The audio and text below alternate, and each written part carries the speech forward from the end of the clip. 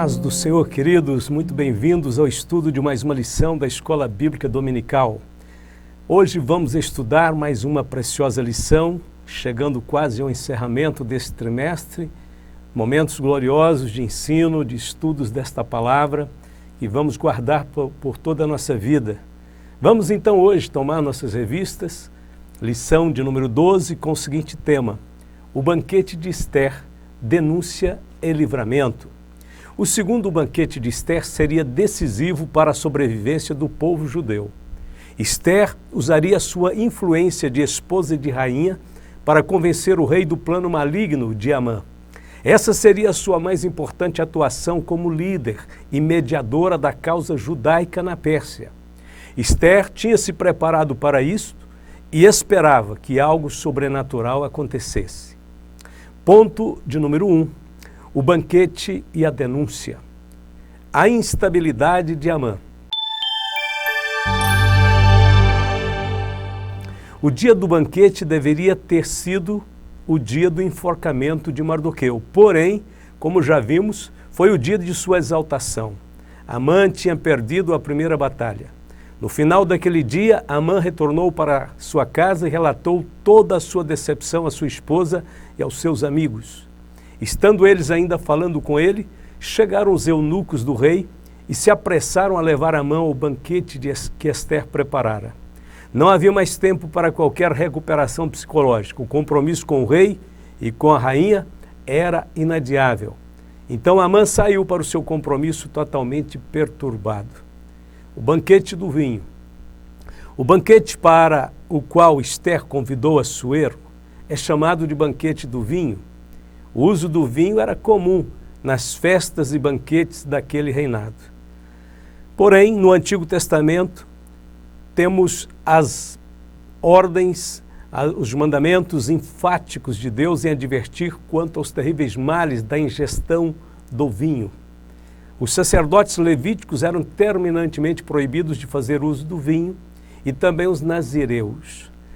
Em Jeremias 35, de 6 a 19, temos o testemunho da família dos recabitas, que se abstiveram totalmente do vinho e foram honrados por Deus. No Novo Testamento, temos o ensino que não devemos nos embriagar, mas que devemos ser cheios do Espírito Santo. Portanto, aquilo era um costume local, um costume persa. Qual é a tua petição? Vindo, pois, o rei com Amã para beber com a rainha Esther, disse também o rei a Esther, no segundo dia do banquete do vinho: qual é a tua petição, rainha Esther? Esse te dará. E qual é o teu requerimento? Até metade do reino se fará. Assuero estava mesmo determinado a saber o que inquietava a rainha, a fim de atendê-la. O fato de Esther ter ido lá atrás à sua presença no palácio, correndo risco de morte, e também no primeiro banquete ter mantido um suspense quanto ao que lhe afligia, deve ter levado Assuero a suspeitar que algo muito grave estava acontecendo. Daí sua prontidão em novamente inquirir-lhe: qual é a tua petição, rainha Esther? Qual é o teu requerimento? A essa altura, talvez o coração da rainha estivesse acelerado. Ela estava diante do rei e do algoz dos judeus e teria que ser firme em sua exposição. Esther era uma mulher forte e decidida, que carregava dentro de si um objetivo claro de denunciar Amã e salvar o seu povo da destruição. A Bíblia diz que a mulher virtuosa sabe falar com sabedoria sem perder a compostura. Provérbios 31, 26. Ponto de número 2. A fúria do rei contra a injustiça. A revelação do plano. Esther detalhou ao rei o que havia acontecido. Ela disse, a princípio, que dependia do favor do rei e que não estava tentando lhe dizer o que fazer. Disse também que o seu desejo era agradar o rei. Esther não cometeu a tolice que muitas mulheres cometem quando abordam o marido pela confrontação. Ao invés disso, sabiamente ela fez o contorno e pediu ao rei que protegesse a sua vida. Concentrou o seu pedido no fato de que a sua vida corria perigo e que somente o rei podia ajudá-la. Sabiamente mencionou o seu povo, sem dar maiores explicações, deixando que o próprio rei começasse a fazer as suas próprias deduções.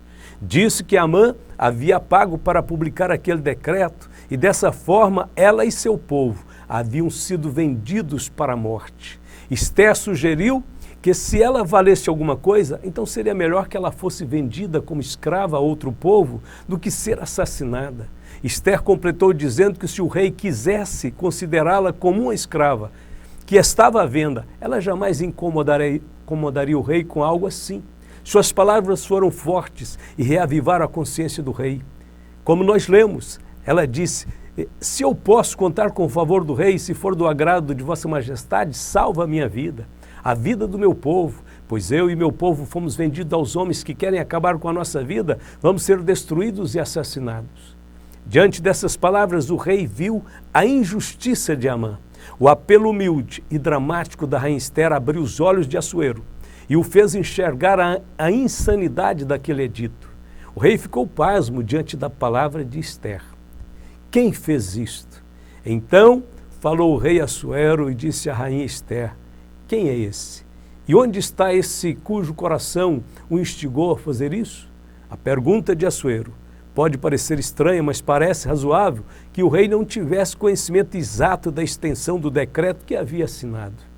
Pode-se presumir que o rei foi pego por Amã em um momento de distração e descuido, visto que nenhuma inquirição foi levantada a respeito das suas acusações. Os informes históricos garantem que o povo judeu era um povo ordeiro, pacífico e submisso ao rei, e muito contribuíam para o progresso do império. O fato era que Assuero ficou surpreso com a notícia trazida pela rainha. A surpresa deveu-se ao fato de saber que se tratava do povo da rainha, já que até então Assuero não sabia que Esther era judia. Outro fator que pesava naquela situação era o excesso de poder concedido a Amã. Mesmo que Assuero tivesse concedido amplos poderes ao Agagita, com a intervenção da rainha, o quadro agora começa a mudar, visto que Assuero amava Esther e estava interessado em ouvi-lo. Amã tinha ido longe demais e precisava ser contido. Esther se aproveitou de sua posição de esposa para intervir contra o plano de Amã. Analisando o quadro completo, vemos que Deus reservou uma participação especial para a mulher na busca das soluções das questões mais complexas no que diz respeito à família, à igreja e à nação. A vida não decide sem a participação feminina.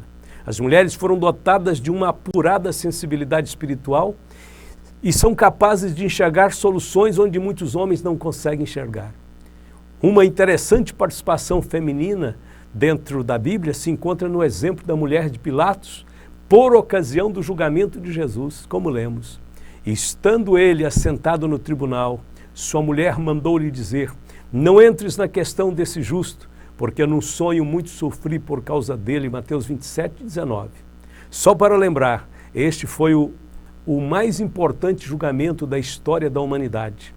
E ali estava a mulher de Pilatos, estava ali totalmente correta sobre o desfecho daquele julgamento, mas infelizmente o seu esposo não a quis ouvir. Diante da denúncia de Esther, o rei indignado perguntou: quem é este que planeja tirar a sua vida? Onde está ele? Esther então respondeu solenemente: nosso inimigo é o perseguidor, é Amã, este homem perverso. Então Amã se perturbou perante o rei e a rainha. A terrível reação do rei. E o rei, no seu furor, se levantou do banquete do vinho para o jardim do palácio. E Amã se pôs em pé para rogar a rainha Esther pela sua vida, porque viu que já o mal lhe era determinado pelo rei. Então o rei subitamente compreendeu que Amã traiçoeiramente o levou a tomar uma atitude que colocou a sua amada esposa em um perigo eminente. O rei entendeu que aprovar aquele decreto de modo impensado, sem perceber que aquilo fazia parte de uma grande conspiração, de um trama. Sem saber, Amã o levou a assinar a execução de sua própria esposa. É provável também que a consciência de Assuero tenha sido ativada quanto à terrível injustiça que estava sendo cometida ao povo judeu. que até então era um povo ordeiro, amigo e trabalhador. Agora podemos entender melhor porque Deus orientou Ester a adiar a sua súplica. Era necessário que Assuero descobrisse o verdadeiro caráter de Mardoqueu. Se um judeu havia salvado a sua vida, por que o rei deveria exterminar esse povo? Ester não agiu de forma temerária ou precipitada, não instigou motim ou qualquer expediente violento. Manteve sua confiança em Deus e soube agir na hora certa, no lugar certo e da maneira certa. Deus nos capacita no momento certo a erguer a nossa voz em favor dos que não podem se defender. Assuero ficou tão furioso que se levantou do banquete e foi para o jardim do palácio. A Bíblia diz, como o bramido do filho do leão é a indignação do rei, mas como o orvalho sobre a erva é a sua benevolência. Provérbios 19, 12. Vários comentaristas nos informam que quando um rei oriental se levantava da mesa em fúria, não havia misericórdia para aquele que o irritou. A essas alturas, Amã estava apavorado. Ele viu que a sua condenação estava lançada e lançou-se desesperadamente sobre a cama da rainha Ester, rogando-lhe misericórdia. Mas a sua situação ficou ainda pior. Nesse momento, o rei retornou dos jardins do palácio e o encontrou caído sobre a cama em que se achava a rainha. Ao entender esse ataque como um ato imoral contra a rainha, o rei gritou de forma irada: porventura quereria ele também forçar a rainha perante mim nesta casa? Então rapidamente cobriram o rosto de Amã em sinal de prisão oficial. A reação física e verbal de Assuero levou seus servos a entenderem que a morte de Amã estava decretada.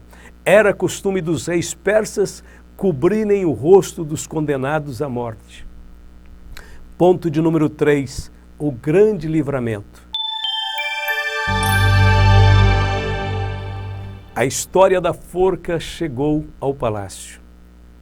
Então disse Arbona, um dos eunucos que serviam diante do rei: eis que a forca de 50 côvados de altura que Amã fizera para Mardoqueu, que falara em defesa do rei, está junto à casa de Amã. Então disse o rei: enforcai-o nela.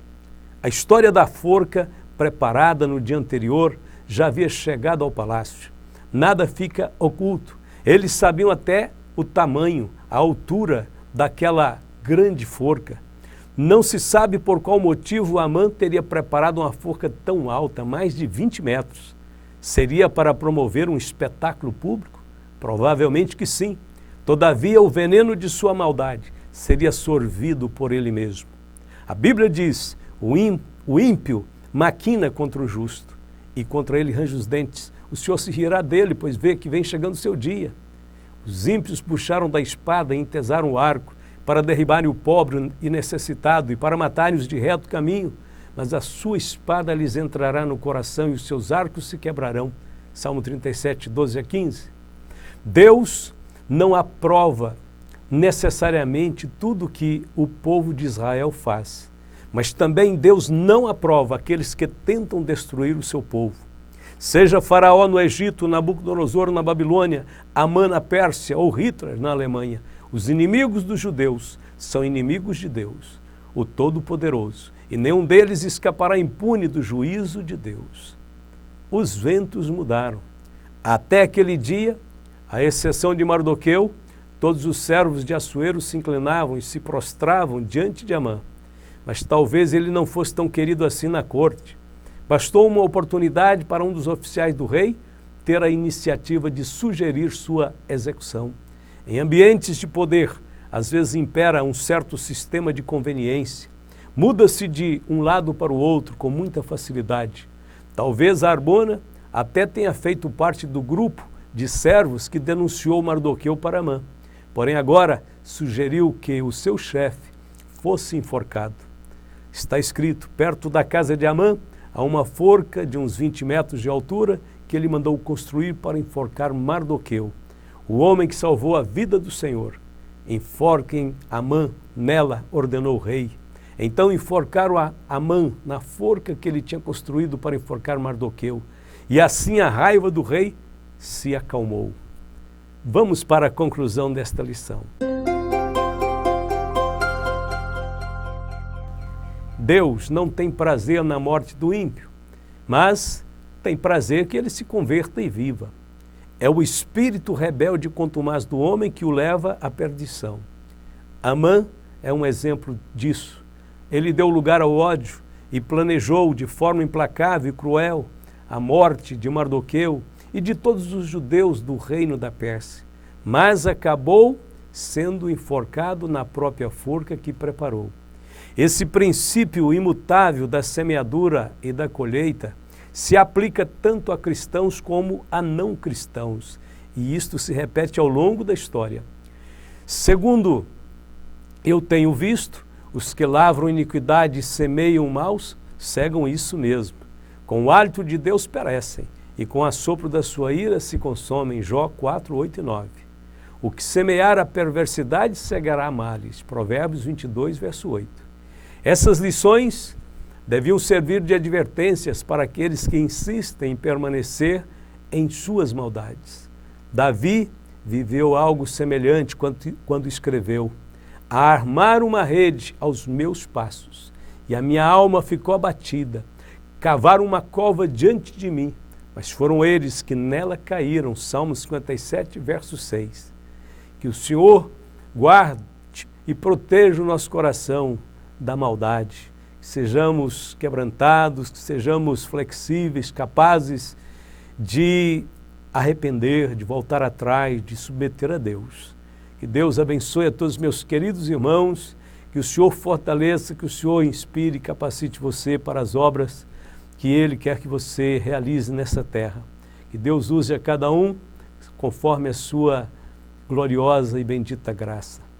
Terminamos por aqui essa lição e louvamos a Deus pela vida de todos vocês, contando sempre com a sua participação em nossos ensinos, em nosso canal. Deus abençoe a todos em nome de Jesus. Amém.